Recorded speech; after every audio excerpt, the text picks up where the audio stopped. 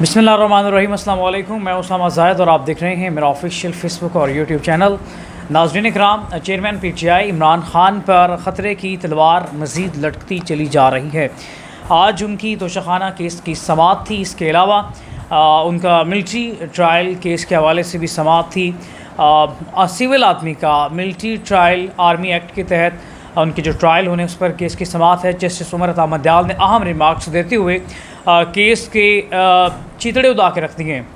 Justice Umar Ata Bandial के दो remarks इस वक्त नहायत अहम गिरदाने जाते हैं। कुछ ही देर पहले उन्होंने जस्टिस आमिर फ़ारूक के साथ हाँ में हाँ मिलाते हुए दो अहम तरीन रिमार्क्स दिए हैं जो कि समझे जाते हैं कि इस मौजूदा सिचुएशन में पीटीआई के लिए ठंडी हवा का झोंका साबित हो सकते हैं।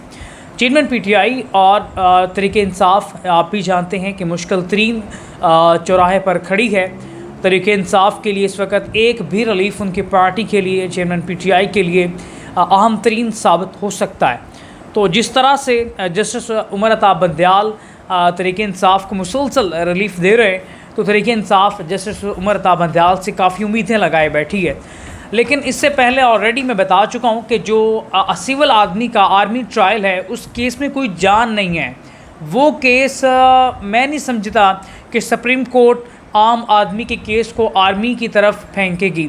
आर्मी इसका ट्रायल नहीं कर सकती सिविल आदमी का, ये सुप्रीम कोर्ट का ये मानना है। सुप्रीम कोर्ट की तरफ से मुमकिन ये फ़ैसला आ सकता है कुछ ही देर तक, 1 घंटे तक उसका फ़ैसला आ जाएगा, 2 घंटे तक। तो ये मुमकिन फ़ैसला जो ये मैं समझता हूँ, जिस वक्त मैं व्लॉग रिकॉर्ड कर रहा हूँ उस वक्त तकरीबन 2 घंटे हैं, लेकिन हो सकता है कि जिस वक्त ये आप तक पहुँचे हो सकता है फ़ैसला आ भी चुका हो। बहरहाल मैं ये समझता हूँ कि सुप्रीम कोर्ट ऑफ पाकिस्तान इस फ़ैसले के ख़िलाफ़ जाएगी जो आर्मी की जानिब जो है सिविल आदमी को भेजना है।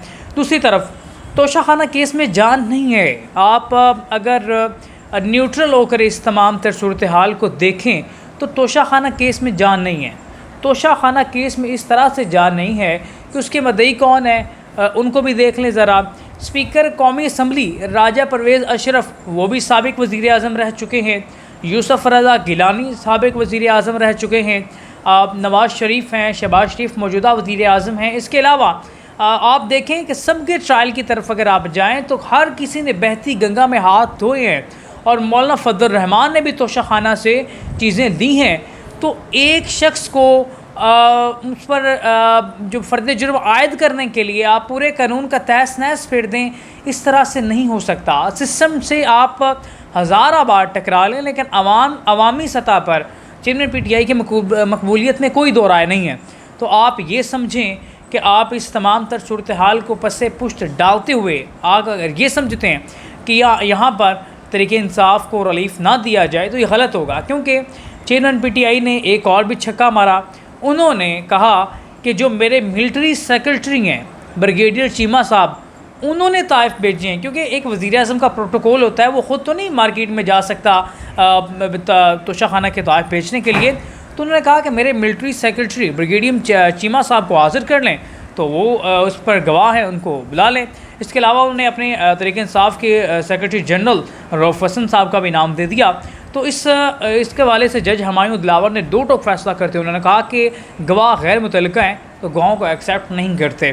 तो यहाँ पर तहरीक इंसाफ का ये बहुत बड़ा छक्का था। चेयरमैन पीटीआई के ने जो ये बॉल फेंकी है ये बहुत ही ख़तरनाक हद तक थी, इसको काफ़ी अहम समझा जा रहा था। लेकिन जज हुमायूं दिलावर ने कहा कि गवाह गैर मुतल्लिका हैं तो मैं आज फ़ैसला देने जा रहा हूँ। लेकिन इसके अलावा एक और भी अहम चीज़ है, जज हुमायूं दिलावर 5 अगस्त को छुट्टियों पर जा रहे हैं, उनकी छुट्टियां सितंबर तक ख़त्म हो रही हैं। तो 5 अगस्त से पहले हुमायूं दिलावर की मुकम्मल कोशिश है कि वो चेयरमैन पीटीआई को नाअहल करार दे दें, और बज़ाहिर लगता तो ये है कि उनकी गिरफ़्तारी भी हो सकती है। लेकिन यहाँ पर एक और भी आम चीज़ है, अगर आज फ़ैसला आता है तो शाखाना पर या कल आ जाता है तो उससे पहले सुप्रीम कोर्ट में इसको रिट कर देगी तहरीक इंसाफ। अगर वहाँ पर रिट करती है तो इस केस में मैं ऑलरेडी बता चुका हूँ आपको, मेरे व्लॉग्स अगर आप पीछे देखें, तो मैं ये समझता हूँ कि इस केस में जान नहीं है तो सुप्रीम कोर्ट इसको उड़ाकर बाहर फेंक देगी। लेकिन तहरीक इंसाफ के लिए मुश्किल मरहला ये है कि जो गिरफ़्तारी होगी चेयरमैन पीटीआई की 2 घंटे के लिए हो, 4 घंटे के लिए हो, क्योंकि एक तरफ से जज हुमायूं दिलावर अगर फ़ैसला देते हैं तो उनकी गिरफ़्तारी भी मुमकिन तौर पर वहीं कर ली जाती है। तो सुप्रीम कोर्ट के फैसले जाने तक वहाँ पर तमाम वकला का जाना, वहाँ पे केस को सबमिट करना, जज का फ़ैसला देना, उसको टाइम चाहिए। 4 से 5 घंटे तो मैक्सिमम चाहिए, तो 2 से 3 घंटे भी चेयरमैन पीटीआई की जो गिरफ्तारी है उसके अंदर आम तरीन चीज़ें आ सकती हैं। जो जज हुमायूं दिलावर हैं वो ये चाहते हैं कि चेयरमैन पीटीआई की गिरफ्तारी हो। उनकी फेसबुक आईडी वो भी उसके भी स्क्रीन रिकॉर्डिंग आ चुकी है कि वो इमरान खान से तासुब रखते हैं। अगर मैं आप लूप में इसको चला देता हूँ, आप देख सकते हैं इस लूप में ऑलरेडी स्क्रीन लाइन पे नाज़रीन। तो इसके अलावा जज हुमायूं दिलावर ने ज़ाती तौर पर चेयरमैन पीटीआई के ख़िलाफ़ जो पोस्टें की हैं इसको भी पेश किया गया अदालत के अंदर। दूसरी तरफ उनके वकील नहीम हैदर पंचोटा और इंतज़ार हुसैन पंचोटा, इसके अलावा एक और भी उनके वकील हैं ख्वाजा हारिस हैं, बैरिस्टर हारिस मेरे ख़्याल से, बैरिस्टर गौहर, वो भी वहाँ पर मौजूद थे। तो जज हुमायूं दिलावर के साथ तलक कलामी का वाक़या भी पेश आया। तो इसका मतलब ये है कि तहरीक इंसाफ और जज हुमायूं दिलावर की ज़ाती दुश्मनी इस केस पर असरअंदाज हो रही है, और उस केस पर असरअंदाज होने की वजह से तहरीक इंसाफ जज हुमायूं दिलावर के फ़ैसले को रद्द करती नज़र आ रही है।